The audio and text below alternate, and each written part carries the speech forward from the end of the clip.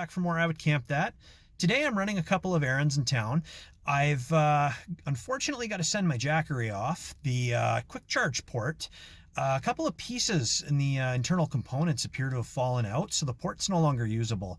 I could probably order the replacement parts and fix it myself, but the product is under a 2-year warranty, so as much as it's a pain in the butt to do so, I'm just going to send it off, let them deal with it. I don't want to do anything that's going to void the warranty.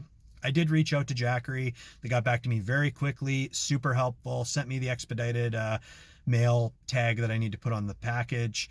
I just have to send back the Jackery and all the wires and components, and they'll send me a free replacement. This thing has been in a number of my videos. This guy is an absolute beast. I absolutely love this product. I can't say enough good things about this product. Everything else works. Right now my Jackery is sitting at 80%. I haven't charged it since my last camp. Since it's getting sent off anyway. And I don't know if you can quite see, but look at this port up here, the 5-volt, and then jump down to the quick charge and you can see that some pieces are missing. So it'll be good to get that sent off, get my replacement. I'm glad that Jackery has that reliable warranty. So the post office didn't have a box big enough for this brick here, so I'm at Home Depot trying to find one here. So we'll see if we can find something that can accommodate this beast. Oh, jackpot. This should do just nicely.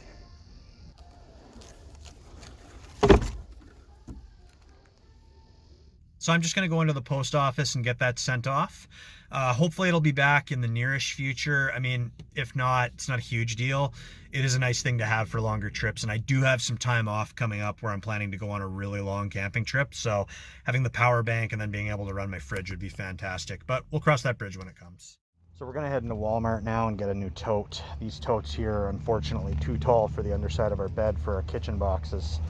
So I'd like to see if we could find something that's longer, but a little shorter, just so that it'll fit on the slider, not be too wide, not be too tall, and just fit there nice and comfortably.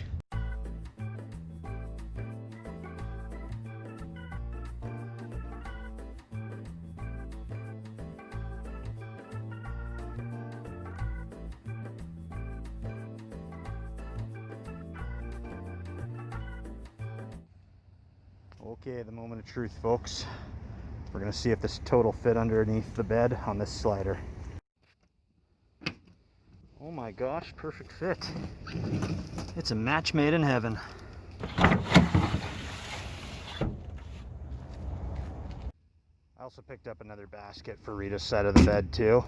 We should be able to squeeze this in with the one that's already back there. So I'll climb up later and see if that fits. If not, we'll find another use for it. Well, that tote is a perfect fit. I might have to take the wheels off. It might go for a little ride, but as long as we've got that slider packed tight, we'll be good to go there. Love it when things work out. Looking forward to getting our kitchen stuff put in there. It's going to be a lot less hassle using a tote that isn't literally scraping against the bottom of our bed every time we bring it in and out. Good evening, folks. So here is the result of Dustin's shopping. We have the new tote all organized, and we're just going to go over the stuff that we have in here and how neatly we have it set up for future camping. So first things first, we want to do a shout out to Dustin's good friend Tess. Part of her Christmas present to him was a new outdoor cooking set. So it's brand new with bright green handles and has a nice carrying bag too, so we can keep it separate from our much nastier older set. There's a pot, a pan, and, check this out, a new teapot. It's a lot smaller, so this will be excellent for solo trips, and you don't need to waste as much fuel trying to get a smaller amount of water cooked up. So that's going to be excellent. Thank you, Tess. We also have our older camping set, which is just two pots and a pan, which are getting kind of grody, but will still serve us for a while yet. They stack neatly, and they're just tall enough that we don't need to worry about the lid of our container here. We have the frying pan that I gifted to Dustin with the collapsible handle that goes underneath. And then along the sides, we have our larger cooking utensils. So slotted spoon, 2 different kinds of spatulas, whether we're using the smaller pots or whether we're going to be making steak. A regular spoon, and some tongs in case we're making even larger steaks or chicken breasts. Along the other side over here we have everybody knows you gotta have these. You gotta have some weenie sticks. So we got several of these. We might even have more elsewhere in storage. I'm planning on coming up with a way of making sure that we don't stab ourselves on the ends when we're reaching around in here. So stay tuned for future videos. I'll show you what I came up with there. We have some bowls with lids. You've seen us eating out of these before. The lids are actually, like, they stick on there really good, so they're not going to go flying around in this box later.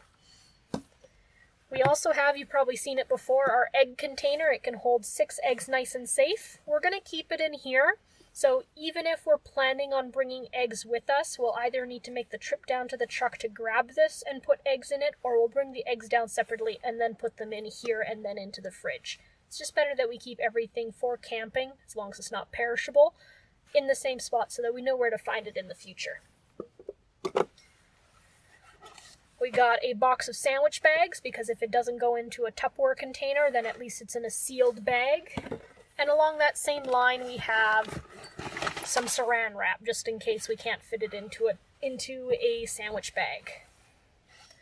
We've got a little tea towel, because my mom commented to us privately, and she said if you're eating in the cab, you should try to put down something so you don't have to worry about mayonnaise or sauce hitting your upholstery in the truck. Thank you, Mom. We'll put this to use the next time we have sandwiches in the cab.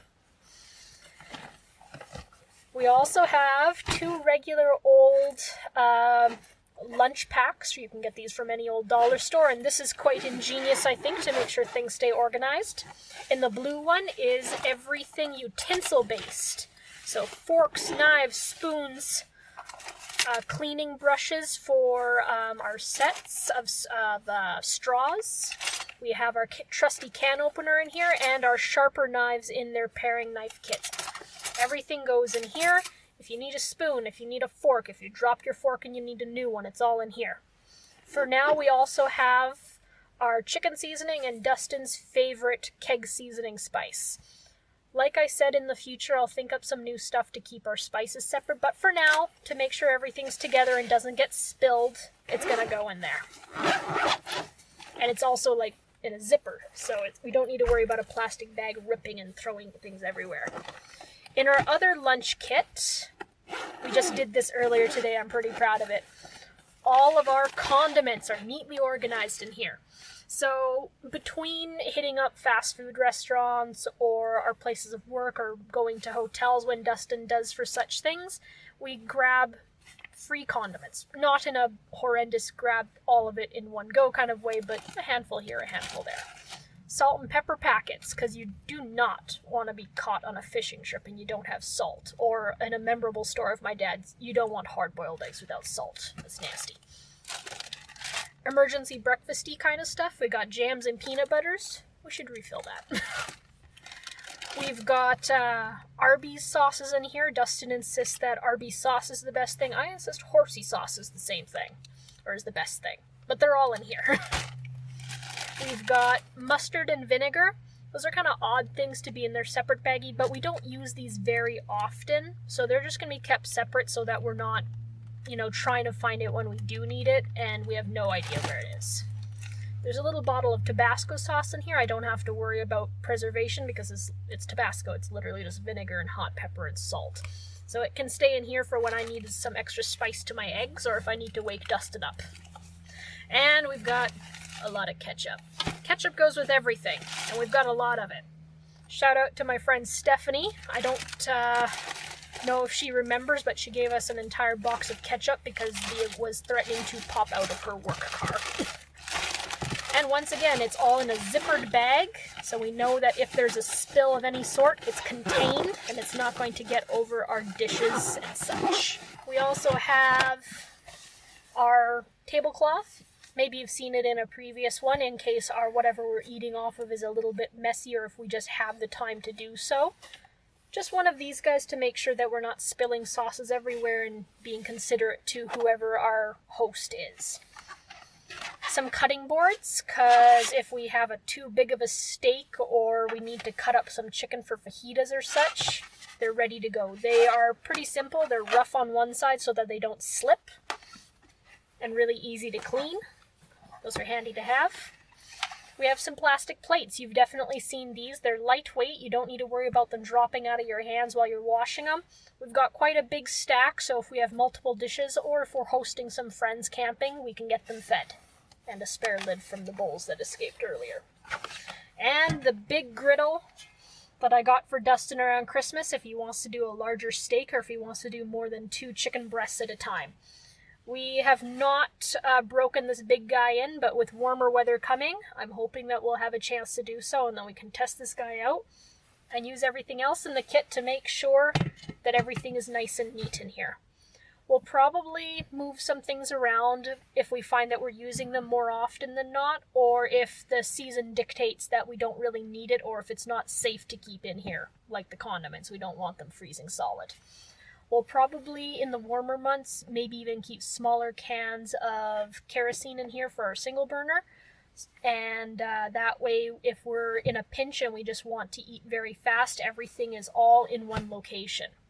This box is nice and low, so it'll fit underneath. It's got clip handles, so it's easy to tell if it's shut. And it's even got wheels, so as long as it's not getting hung up on the mat underneath, it should be nice and easy to move back and forth. So I'm looking forward to the next time that we make a larger meal preparation so we can bust this bad boy out and everything's nice and neat and organized, and we'll be able to have not just a good meal, but a convenient, organized meal without wondering where's the can opener. And now for Rita packing the kitchen tote back up in fast forward.